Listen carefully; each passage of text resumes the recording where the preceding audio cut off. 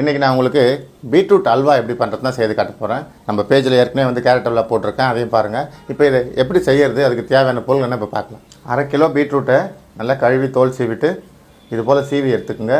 சீவனை போல் உங்களுக்கு பிடிக்கல அப்படின்னாக்கா பீட்ரூட்டை சின்ன சின்னதாக கட் பண்ணி மிக்ஸி ஜாரில் போட்டு நல்லா மையாக அரைச்சி எடுத்துக்கோங்க. எப்படி ஒன்றா பண்ணலாம். 1/2 கிலோ பீட்ரூட்டுக்கு 1/4 கிலோ சர்க்கரை, 200 ml பசும் பால். இந்த பால் வந்து காய்ச்சாத பால். இது ஒரு 75 ml நெய் தேவைப்படும். உங்களுக்கு நெய் அதிகமாக வேண்டான்னா 50 ml ஆக்கிங்க. ஒரு 6 ஏலக்காவை சர்க்கரையோடு வச்சு பொடி பண்ணியிருக்கேன். கொஞ்சமாக முந்திரி பருப்பு. இதுக்கு தேவையான பொருட்கள் இவ்வளோ தான். ஃபஸ்ட்டு நம்ம இந்த முந்திரி பருப்பை வறுத்து எடுத்துகிட்டு அதே நெய்யில் கொஞ்சம் இந்த பீட்ரூட்டை பச்சை வாடை போகிற அளவுக்கு வதக்கிக்கலாம். ஸ்டவ் பற்ற வச்சுட்டு ஒரு பேன் வச்சுக்கோங்க.